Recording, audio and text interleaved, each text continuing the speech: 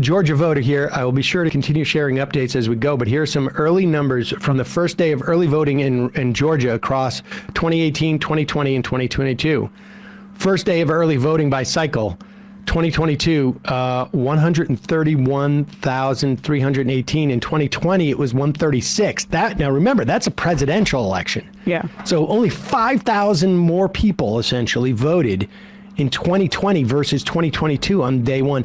2018, which, as you know, was a record-breaking year, both for Republican and Democratic turnout in an off-year election, was 70,000 early voting. Now, it's an 85% increase from the last midterm. It's a midterm record.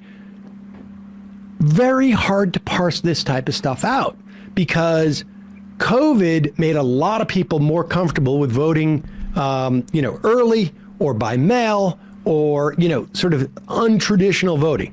And Georgia in particular, there has been a statewide kind of push to say your lines might be very long if you live in certain communities. They might try to be preventing you from voting. So there's that literacy and understanding that might be driving that. And I think, and when we get into this more, I think there's some numbers that show that it's, we're talking a significant majority of Democrats. Now, it's always unbalanced. Democrats always tend to vote early more than Republicans. But I think I also mentioned yesterday, in two of the biggest counties in Nevada that are Republican dominated, the Republican Party is specifically telling their voters not to vote early, not to vote by mail, to vote on a specific day, on voting day, but in a specific manner. Like they were getting down to don't use blue ink, use only black ink on your ballot, even though the ballot itself says use blue or black ink. And I don't know if they think this is, somehow their black ink or blue ink is going to protect them from having their ballots washed in the server that we have in Germany. But we have firmware for that. But that's so you hear all of these different cross currents, and it's very, very difficult to sort of get a sense of what factors are at play. You can have, polling that shows what the intentions of voters are, but, we know that if it rains on election day, back in the days when people only voted on election day, it can implicate the, turnout and, so with races that are this close, it's very, very difficult. But any specificity in the instructions that they give serves to undercut the voting system more broadly, because it's like the more they make it seem like voting is so precarious that you got to wear red and write in black, then it makes it seem like certain votes aren't going to get counted. And so if the instructions weren't followed, the results were probably fraudulent anyway. Right. Apparently, 50% of Republicans, already don't trust the results of this election, or something like 40%. If I was them, I would stay home. Yeah. But or write your ballots in invisible ink. How about that? That's right. But lemon juice to see it. We'll see. We want a vibrant democracy. So make sure you get out there. All right, let's play this. This is focus group video on the Fetterman Oz race in Pennsylvania, and I believe it's 6 voters, 6 Republicans, 6 Democrats, 1 independent. Which I guess these focus group people know supposedly what they're doing. This is the Swing State Project, I think it's called, or the Swing Voter Project. And the interesting thing about this is they're asking questions about positions and whatnot. And I think the thing that Fetterman and, we were saying this early on, and, Emma has been following Fetterman's career for quite some time and has been a big Fetterman booster for a long time. The thing that Fetterman really did early on in this campaign was to define his opponent. And he did this actively. He did not wait for someone else to figure out that Oz was this or that he did it. And this is, you know, like when we talk about the frustrations we had with Warnock, and I understand the limitations that are imposed on him, it's not enough to just assume that the voters are going to say like, hey, Herschel Walker's a lunatic. But listen to this. Let's start with the abortion stuff so that you get a sense of like, you know, how much is abortion playing into Fetterman's thing? Now, we should say, when you look at the polling, people really are concerned about abortion.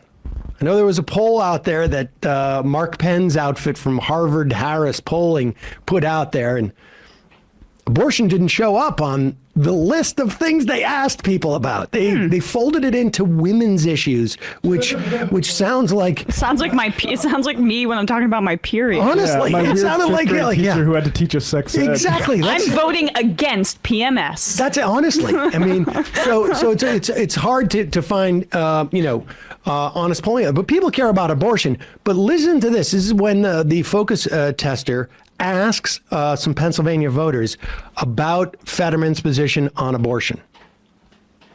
I'm not aware of Fetterman's stances on Roe v. Wade, so I don't feel like I can speak to it. So, Stephanie, do you know where Fetterman stands on Roe v. Wade and abortion? Not clearly, no. No? John, do you know where Fetterman stands on abortion? I do not. Yolanda, do you know where Fetterman stands on abortion? I'm not.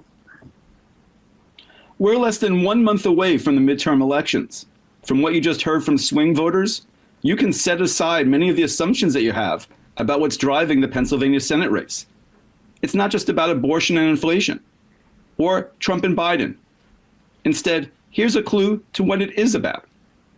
How many of you would say that your decision to vote for either Fetterman or Oz will be driven, at least in part, by a concern for which party controls the U.S. Senate in 2023? By show of fingers. So John, Brandon, Bob, okay, all of you except for Amy, so 6 of you. Well, I don't want to see the Republicans in charge of the Senate. I don't want to see them in charge of the House either in any way. I'd like to see something other than the charge to kill democracy, the charge to, spring forward with, economic plans that support the upper 2%, if not the upper 1%. There's too much at stake. There's too many potential human rights issues, climate change among them. I think that we can see a stronger economy in the next decade if we move away from oil quickly. I just feel like the Republican candidates just too much drama, and I'm just over it. I'm over the drama. Now, so I mean, what's interesting about that to me is that is a completely generic answer, right? I mean, that is theoretically divorced from who the candidates are. Mm-hmm. It's also a far more sort of like sophisticated perspective than we generally anticipate, but maybe because it's been 50-50 in the Senate, people are aware of it. But and the interesting thing too, from that guy's perspective on the economy improving and this and that, in a piece in the Washington Post about that covers this focus group and some others, largely what they're finding is that when people are concerned about inflation, they're not blaming it on a specific party. They're not blaming it on the Democrats or Biden. There seems to be a broad awareness that their supply lines are problematic, that there's some price gouging going on. So that is an area that's ripe for, and Warnock touched on this a little bit with his debate with Walker, talking about corporate, corporations taking advantage of this. But let's get back to the Fetterman-Oz race, because you wonder how much of what we're about to hear really animates the rest of this. Remember, these are swing voters. So they're, if you were to talk to the Republican base, they might be out there, saying that, Brandon is, is Hitler. And if you were talking about the Democratic base, they might be saying abortion rights. But remember, these are swing voters.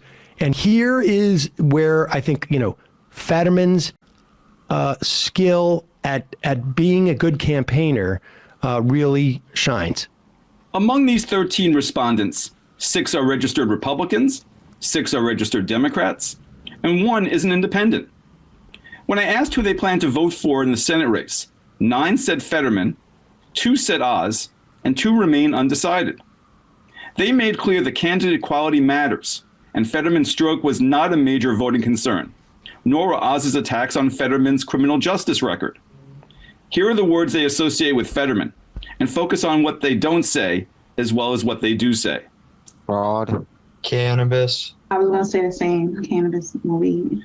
He wants to help people get out of jail. I feel optimistic about him. He feels different than some of the candidates I'm used to seeing. I think that he has a younger approach or mindset than some of the other candidates running. Raise taxes, tax invasion. Intimidating. Braddock. All you hear him say is about Braddock. Unpolished. Tough guy. Plain spoken and qualified. And throw in the word tall. I also thought That's true. his health issues. Unsure. And here are the words and phrases they associate with Dr. Oz. New Jersey, a doctor, TV. I would say he's unqualified, and to me, he's kind of a joke. Tragic weight loss con man. That's the first thing that came to mind. Oprah and pharmaceuticals. Celebrity. Like scam and lies. I always saw him pushing stuff. He doesn't live quite in the state of Pennsylvania. Lives on the outskirts. Ouch. Yep, that's the Republican. Entertainer. Reality TV. New Jersey. Money. I mean, Look at that is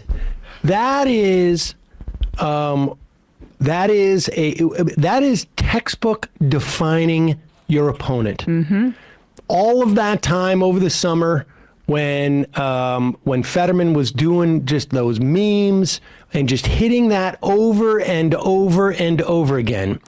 And then you get until October, and every one of those people on that panel were repeating a narrative that Fetterman had been driving in one form or another throughout that entire time.